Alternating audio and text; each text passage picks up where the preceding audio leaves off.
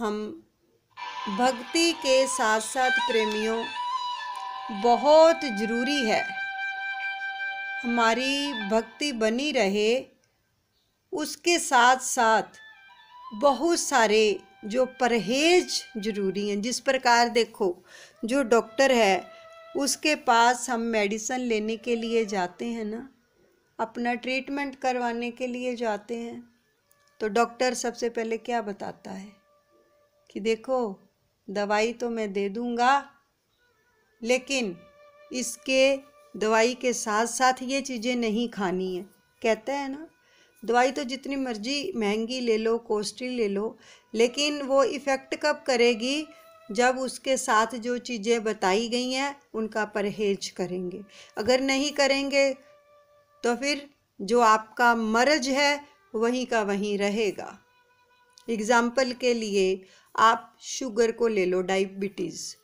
Doctor कहते हैं ना मीठा नहीं खाना है जिनको डायबिटीज़ है, तो अगर वो महंगी से महंगी गोली भी खाएं और साथ में परहेज ना करें तो गोली का क्या फ़ायदा होगा।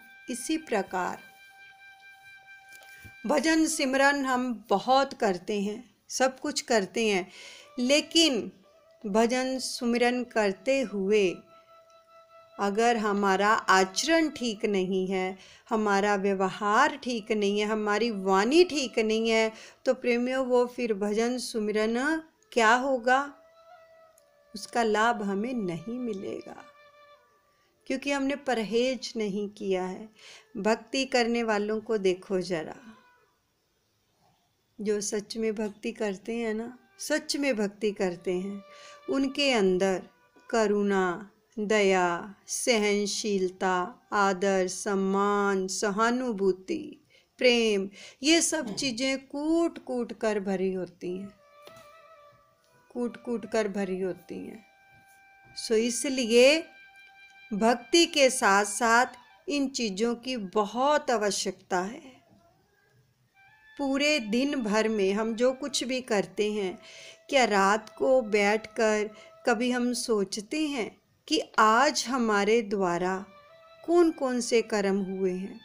अगर हम बैठकर सोचें, हमें पता चलता है कि आज हमने अपनी वाणी से किसको आहत किया है, किसी के साथ गलत व्यवहार किया है, हमारे दिल के अंदर किसके प्रति गलत विचार आए हैं। ये छोटी छोटी चीज़ें ही जो हैं हमें कर्म बंधनों में बांधती हैं, हमारे कर्म भारी होते हैं इन सब चीज़ों से। इसीलिए हम आगे नहीं बढ़ पाते, इसलिए सालों साल लगे रहते हैं, लेकिन वो अवस्था नहीं बन पाती हमारी जो होनी चाहिए। अब छोटी सी उदाहरण ले लो, बहुत छोटी सी, कि जब कोई हमारा नियर डियर्स, कोई रिश्तेदार, कोई पड़ोसी, कोई भी ले लो, जिनके साथ हमारा संपर्क होता है, जो हमारे सर्कल में होते हैं, तो वो उनकी सेहत कहीं नारायण नारायण हो जाए तो हमें पता चले ना किसी के थ्रू, तो हम क्या कई बार क्या कहते हैं, उसने कौन सा हमारा पता लिया था जो हम उनका पता लें। ये चीज़ें क्या हैं? ये भक्ति बढ़ाती नहीं है, भक्ति घटाती हैं ये चीज़ें। अगर उसने पता नहीं लिया लेकिन उस ईश्वर ने आपको ठीक कर दिया, उसका शुक्रिया अदा करो कि पता नहीं किसी ने कोई दुआ की होगी हमारे लिए जो मैं ठीक हो गया। हम पॉजिटिव नहीं सोचते हैं, लेकिन हम नेगेटिव सोचते हैं और नेगेटिव ऊर्जा ही फैलाते हैं। तो इसलिए इन छोटी छोटी बातों को भी हमें मनन करना है, तभी भक्ति बढ़ती है, तभी प्रेम बढ़ता है प्रभु के चरणों में। हमें किसी से कोई प्रयोजन नहीं होना चाहिए। जो अपने सतगुरु से प्रेम करते हैं ना, उनको किसी से कोई प्रयोजन नहीं होता, बिल्कुल भी। क्यों? क्योंकि उनकी लिव अपने सतगुरु के चरणों से जुड़ी रहती है। कोई उनके बारे में क्या कह रहा है क्या नहीं कह रहा, वो इन फालतू की बातों में अपना समय नष्ट नहीं करते हैं। वो तो ये सोचते हैं कि कोई भी ऐसा समय ना हो, ऐसा पल ना हो जो मैं अपने प्रीतम से बिछुड़ जाऊं, जो उसकी याद को भूल जाऊं, कोई ऐसा कर्म ना कर बैठूं। क्या होता है, कई बार हम भजन पर बैठे होते हैं, जय श्री आरती कर रहे होते हैं, आपका बच्चा आया बाहर से खेल कूद कर और उसने आते ही ये बोला कि मुझे मेरे दोस्त ने, मेरे फ्रेंड ने मारा है, या किसी ने कुछ कहा है। आरती तो चलो बाद में कर लूँगी, चला वो अभी उसको पूछते हैं अभी क्यों मारा तूने। तो बताओ, क्या हमारा ध्यान अपने सतगुरु की तरफ है? हमने आरती छोड़ दी, भजन पे बैठे हुए थे वो छोड़ दिया। अगर वाक्य में ही उसके साथ जुड़े होते हैं तो कोई भी चीज़ मायने नहीं रखती है प्रेमियों। कितनी बार ये उदाहरण दिए गए हैं, मीरा जी का, नरसिंह भगत का, शबरी का, कितने उदाहरण हैं हमारे सामने। इन्होंने क्यों प्राप्त किया प्रभु को? क्योंकि इनका चित्त केवल और केवल अपने प्रभु के चरणों में ही जुड़ा हुआ था, उनको किसी और चीज से प्रयोजन ही नहीं था। अगर हम भी ऐसे बन जाएंगे तो प्रभु के चरणों में हमारा भी प्रेम प्रगाढ़ हो जाएगा। बेशक हम वो नहीं हैं, लेकिन कोशिश तो करें। इसलिए ये भजन भी है, ना मैं मीरा ना मैं राधा, फिर भी शाम को पाना है। ना मैं मीरा ना मैं राधा, फिर भी शाम को पाना है। मैंने शाम को पाना है, बंसी वाले को पाना है। ना मैं मीरा ना मैं राधा, फिर भी शाम को पाना है। अगर दिल के अंदर ये होड़ लग जाए अपने प्रीतम को पाने की, तो सच में एक कदम हम बढ़ाएंगे, लाखों कदम वो चल के आएगा। एक कदम तो बढ़ाएं। लेकिन हम एक कदम बढ़ाते बढ़ाते अगर बीच में कुछ ऐसा हो जाता है, वो कदम भी हम पीछे हटा लेते हैं। इसलिए प्रेमियों, कभी भी अपने दिल के अंदर किसी की बातों को मत लेना, क्योंकि समय देखो बहुत ही कम है। और भक्ति के अंदर तर्क वितर्क तो होना ही नहीं चाहिए, ना वाद विवाद होना चाहिए। तो इसलिए अपने सदस्यों के साथ रहते हुए भी हमें बहुत ही पोलाइट रहना। आज कुछ बातें आपको बताई जाएंगी, उसको नोट करें, बहुत ही ज़रूरी है, बहुत ही ज़रूरी है। देखो, हम घर में रहते हैं, हम गृहस्थ में रहते हैं, हमारे साथ जो सदस्य रहते हैं हर एक का स्वभाव अलग अलग है, हर एक का, है ना। और क्या होता है कि कई बार किसी एक सदस्य के स्वभाव को लेकर सालों साल बीत जाते हैं, घर में अशांति ही रहती है। उसका कारण क्या है कि हम हमेशा सामने वाले को ठीक करने में लगे रहते हैं कि ये अपना स्वभाव चेंज क्यों नहीं करता, लेकिन कभी उसको सुधारने की कोशिश नहीं की। अब कैसे सुधारेंगे? देखो, जो जल वाली प्रक्रिया आपको बताई गई है ना, आपके मान लो पति है, पत्नी है, सास है, ससुर है, बेटा है, बेटी है, कोई भी सदस्य है, अगर उसके अंदर कोई ऐसी आदतें हैं जिनको आप सुधारना चाहते हैं, तो जैसे हम जल को हाथ में लेके 21 बार उस एफर्मेशंस को भेजते हैं, तो आप अपने पति के लिए, अपने बच्चों के लिए ये साधना कर सकते हो। घर बैठे जल हाथ में लिया, आप स्टडी के लिए बच्चों के लिए कर सकते हो, अपने बेटे का नाम लेके, बेटी का नाम लेके, जिनको भी स्टडी में नारायण नारायण है, जो भी बच्चे, ठीक है। तो उनको 21 बार ऐसा बोलेंगे, श्री परमहंस दयाल जी, मेरे नारायण, आपके आशीर्वाद से, माँ सरस्वती की कृपा से मेरा बेटा ब्रिलियंट है, मेरा बेटा ब्रिलियंट है, मेरा बेटा ब्रिलियंट है, नाम लिख 21 बार वो जल उसको पिला दें। कंटिन्यू करें तो आप देखोगे कि किस प्रकार से वो चीज़ें प्रभाव डालती हैं। लेकिन क्या है कि हम करते नहीं हैं, हम केवल यही कहते हैं कि ठीक नहीं है, ठीक नहीं है, ठीक नहीं है, और जो हम अंदर से उनको ठीक करना चाहते हैं लेकिन हमारा संदेश गलत जा रहा है, तो वो ठीक कैसे होगा? नहीं हो सकता। सो इसलिए आप सबसे निवेदन है कि इस प्रकार साधना को करें। और अपने पति के लिए भी आप कर सकते हैं, जिनको जो नॉनवेज खाते हैं, ड्रिंक करते हैं, तो आपको ये अफर्मेशंस रहेगी कि श्री परमहंस दयाल जी, मेरे नारायण, मेरे पति सात्विक खाते हैं, सात्विक पीते हैं। 21 बार ऐसा बोलकर वो जल, वो भोजन, वो चाय, वो दूध उनको पिलाएं, खिलाएं, लेकिन उनकी चर्चा मत करें। चर्चा नहीं करनी है, नहीं तो फिर वो आपकी साधना जो है वो अधूरी रहेगी। क्योंकि हम कर तो साधना रहे हैं, लेकिन विचार अंदर में क्या चल रहे हैं वो ब्रह्मांड पकड़ेगा, जो आपके अंदर विचार चल रहे हैं। इसलिए साधना करते हुए अपने अंतकरण को भी शुद्ध रखना है। और दूसरा, आपके पति, आपके बच्चे, कोई भी सदस्य घर से बाहर जाता है, प्रेमियों, ये जो सुरक्षा कवच दिया है दादा गुरुदेव ने, बहुत ही पावरफुल है।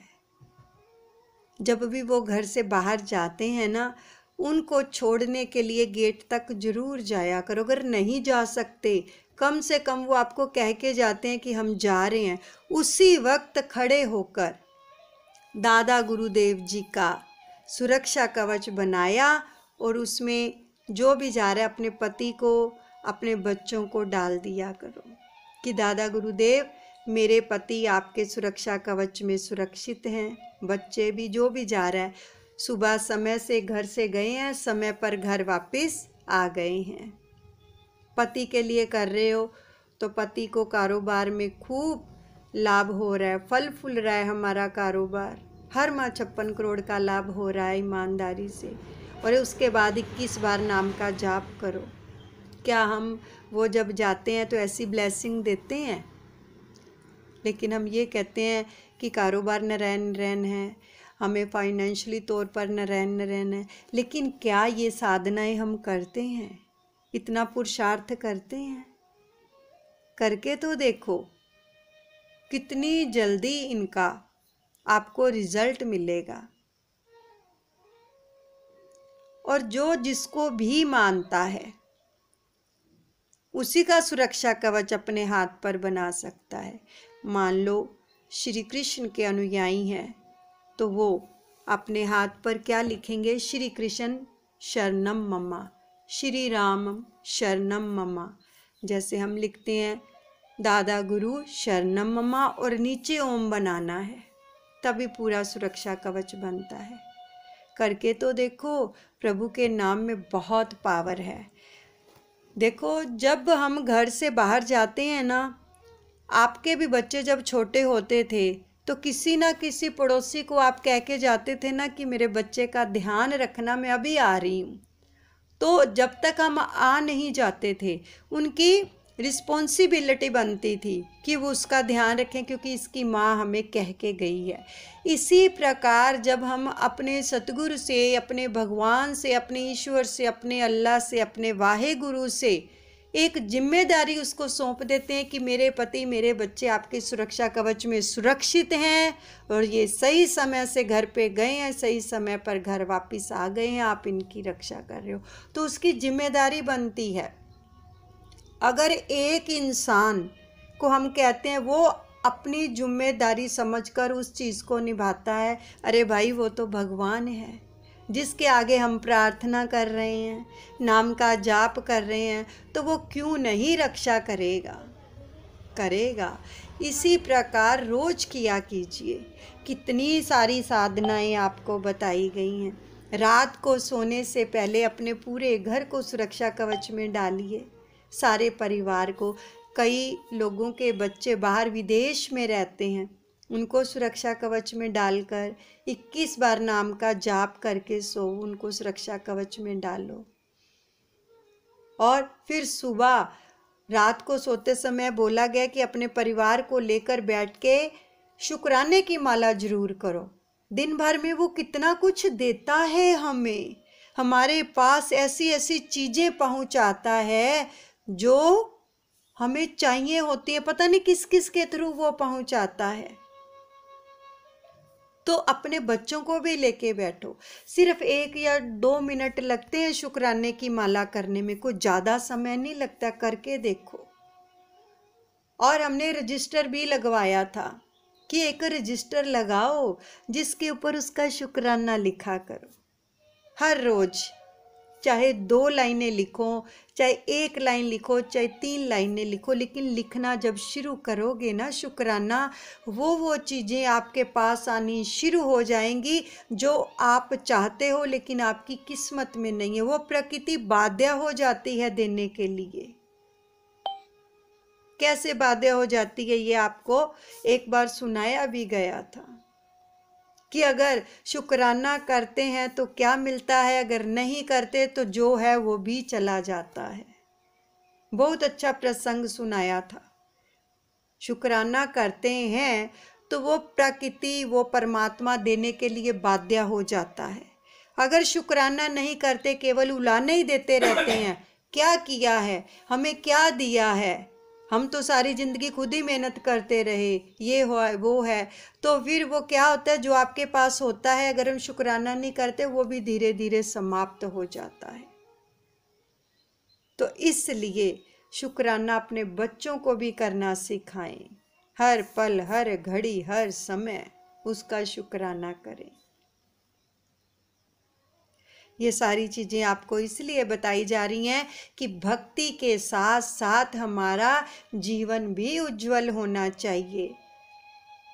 अगर हम कर्म अच्छे करेंगे तभी हमारा जीवन उज्जवल होगा। अगर हम कर्म साथ में अच्छे नहीं करेंगे तो फिर हम दुखी और परेशान रहेंगे, विपदाओं से घिरे रहेंगे।